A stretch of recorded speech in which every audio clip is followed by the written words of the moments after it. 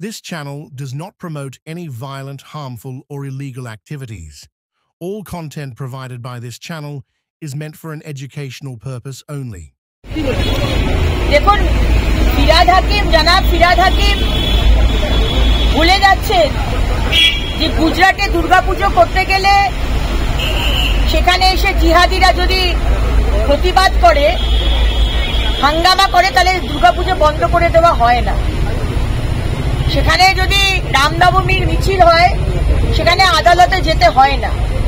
সুতরাং মুখ্যমন্ত্রী এবং ফিরাদ হাকিম সেদিনকে বিধানসভাতেও যে বলেছেন যে আমরা এখানে মিলেমিশে থাকি, এটা বাংলার 10 কোটি মানুষ জানে যে হিন্দুরা মুসলমানরা মিলেমিশে থাকতে চায়, কিন্তু এই সরকার জিহাদি মুসলমানদের উস্কিয়ে তাদের নিজস্ব রাজনৈতিক এজেন্ডার জন্য আজকে এই ধরনের ভোট ব্যাংকের জন্য তারা এই ধরনের দাঙ্গা ক্রিয়েট করছেন। এবং ক্রিয়েট করছে বলবো না, যখন দেখতে পেল সকালবেলায় 11টার সময় যে এখানে একটা জমায়েত হচ্ছে মহেশতলায়, লোকজন বেরিয়ে আসছে, তখনই কিন্তু পুলিশ ফোর্সকে দিয়ে তাদেরকে ডিসপার্স করার ব্যবস্থা করা উচিত ছিল। কিন্তু 11টা থেকে প্রায় 2টো অবধি সেখানে কোনো অ্যাকশন নেওয়া হয়নি। 50 জন পুলিশ অফিসার দাঁড়িয়ে দাঁড়িয়ে, পুলিশের কর্মী তারা দাঁড়িয়ে দাঁড়িয়ে শুধু দেখেছে। আস্তে আস্তে জটলা বেড়েছে জিহাদি মুসলমানদের এবং তারপরে আউট অফ হ্যান্ড হয়ে গেছে। সুতরাং মুখ্যমন্ত্রী মমতা বন্দ্যোপাধ্যায়, আপনি একজন পুলিশ মন্ত্রী এবং আপনি একজন স্বরাষ্ট্রমন্ত্রী হয়ে আমি বলবো ইচ্ছে করে আপনি এই দাঙ্গাগুলো বাঁধাচ্ছেন। তাহলে আপনার যদি ইচ্ছে থাকতো, আপনি পুলিশ মন্ত্রী, আপনি তখনই ডিসপার্স করে ঠান্ডা করে দিতেন। কিন্তু আপনি বরাবর আমরা দেখছি পুলিশকে আপনি আপনার নিজস্ব এজেন্ডার জন্য ব্যবহার করছেন। কোনো সময় পুলিশ মার খাচ্ছে, অপমানিত হচ্ছে, আপনার কর্মীদের পক্ষে আপনি দাঁড়াচ্ছেন যে কর্মীরা এক একটা টেররিস্ট এবং অ্যান্টি সোশ্যাল, যেমন অনুব্রত। আর কোনো সময় আপনি পুলিশদের মার খাওয়াচ্ছেন এই মুর্শিদাবাদ আর মহেশতলার মতো মুসলিম অ্যাপিজমেন্টের জন্য। তাই দলের জন্য, দলের অ্যান্টি সোশ্যালদের পক্ষে আপনি দাঁড়াচ্ছেন, সেখানেও পুলিশরা অপমানিত হচ্ছে।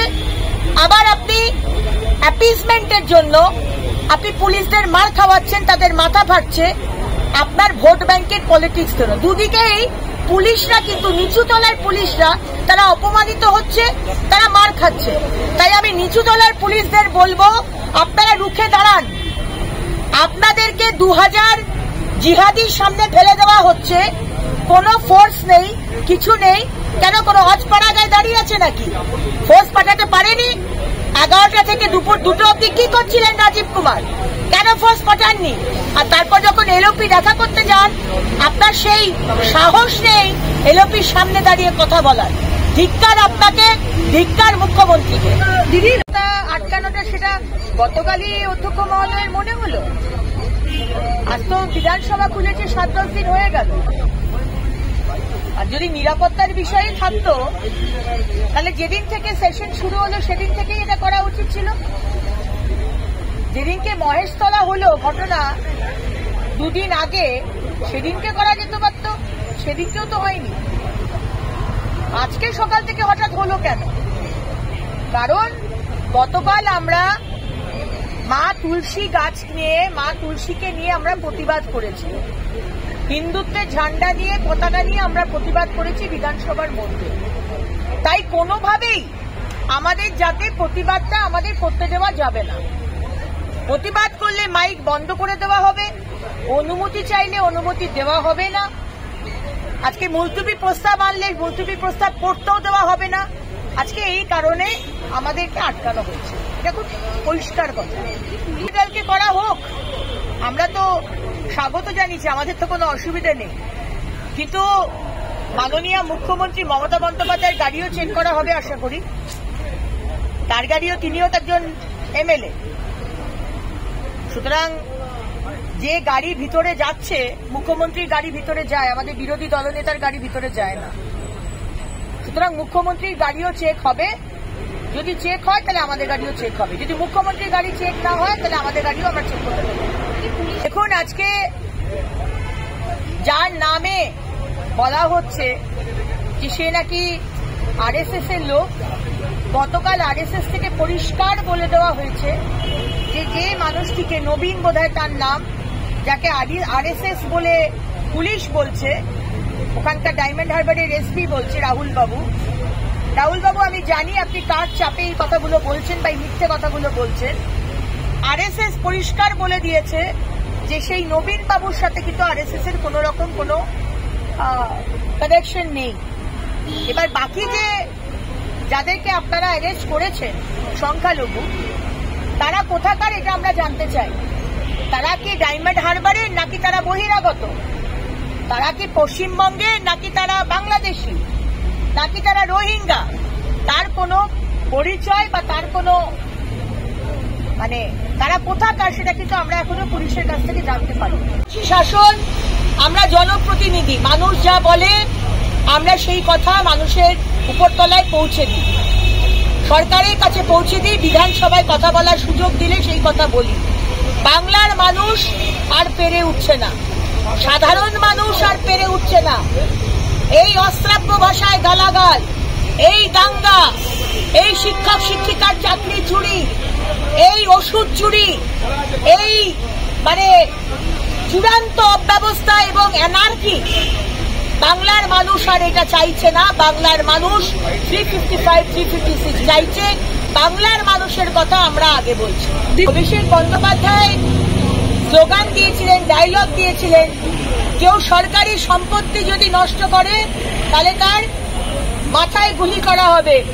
অভিষেক বন্দ্যোপাধ্যায়, আপনার কনস্টিটিউয়েন্সি, আপনার লোকসভা, যাকে আপনি বলেন ডায়মন্ড হারবার মডেল, সেখানে সরকারি সম্পত্তির সাথে সাথে হিন্দুদের ঘর বাড়ি দোকান ভাঙচুর করা হলো পরশুদিন মহেশতলায়। ওটা কি আপনার কনস্টিটিউয়েন্সির বাইরে পড়ে না ভিতরে পড়ে? নাকি আপনার যে এই যে বলা যেটা, সেটা সংখ্যালঘু জিহাদি 33%কে বাদ দিয়ে আপনি বলেছিলেন? এটা একটু যদি ক্ল্যারিফাই করেন অভিষেক বন্দ্যোপাধ্যায় মহাশয়।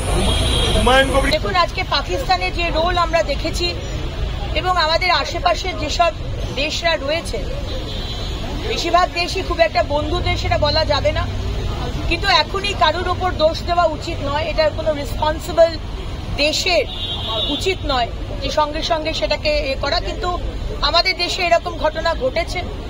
তাই সরকার রয়েছে, কেন্দ্র সরকার রয়েছেন, তারা তদন্ত করছেন এবং এই বিষয়টা অবশ্যই সবসময় আমাদের মাথায় প্রথমেই আসে। নিশ্চয়ই এই বিষয়টাও দেখা হবে, কেন্দ্র সরকার নিশ্চয়ই এটা নিয়ে ভাববে।